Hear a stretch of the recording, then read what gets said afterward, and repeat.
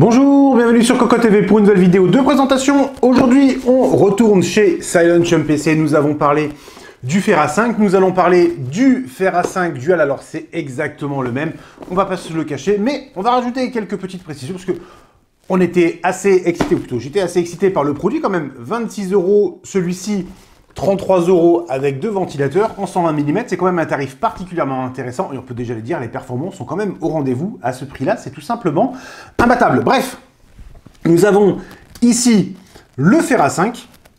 Dans la vidéo du fer à 5 classique, nous parlions de ce top en plastique noir plutôt simple, mais qui permet de cacher les caloducs, donc qui offre quand même un design un peu sympathique, puisque le reste est quand même relativement brut. On le voit, les ailettes, c'est de l'aluminium, il n'y a pas de traitement particulier, les caloducs sont bruts. Bref, sur le côté, nous avions parlé d'une petite flèche qui indiquait le sens du flux d'air. Il faut mettre le ventilateur dans un certain sens, et on ne peut pas se tromper, c'est marqué de nouveau au niveau des ailettes.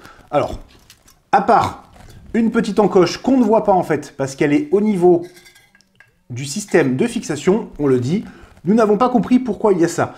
Silent Chum PC part d'un design asymétrique, et en fait, si on regarde, pour nous, c'est totalement symétrique, si ce n'est la construction, l'agencement des 4 caloducs de 6 mm. Ces 4 caloducs, on le voit, ils sont en direct touch, la base est vraiment petite, alors hop, voilà, on peut enlever l'étiquette. Par contre, c'est petit, mais c'est propre. Ça fait vraiment, si on regarde bien, ça fait quasiment uni. C'est assez impressionnant. Le travail est vraiment sympathique. On retrouve le système de fixation qui est déjà en place. C'est toujours pratique. Ça permet d'éviter de tenir en même temps qu'on tient le rad, éventuellement, plus la carte mère si besoin. Bref, tout dépend comment est installé le boîtier, s'il est plat, s'il est vertical ou non. Et l'installation est donc relativement simple. Tournevis, on tourne et c'est réglé. Au niveau de la hauteur, nous sommes à 155 mm de hauteur. La RAM ne sera pas bloquée avec le ventilateur de 120 mm, ça c'est une bonne chose. Donc niveau compatibilité, pour les boîtiers, pour les cartes mères, c'est du tout bon.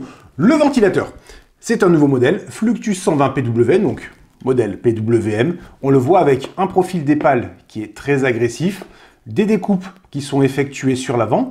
On retrouve des coins en caoutchouc. L'épaisseur est de 25 mm standard, il n'y a rien à dire là-dessus. Et enfin, nous avons deux connecteurs, un mâle, un femelle, sur un câble qui est collé. La finition de l'ensemble est propre, c'est même, on va le dire, supérieur au radiateur. Cela dit, dans l'absolu, ça ne nous dérange pas du tout. Ce qui compte, après tout, ce sont les performances et les nuisances sonores. Au niveau des nuisances sonores, on ne dit rien pour l'instant, nous ne l'avons pas testé avec les deux ventilateurs en push-pull, donc on ne sait pas. Bref, ce Silent Chum PC, que ce soit le fer à 5 ou le fer à 5 dual, est vraiment intéressant sur le tarif. Les performances, on peut déjà dire, ça envoie du lourd pour le prix, mais ça, on les détaillera plus tard lors du test. En attendant, vous souhaite à tous une excellente journée.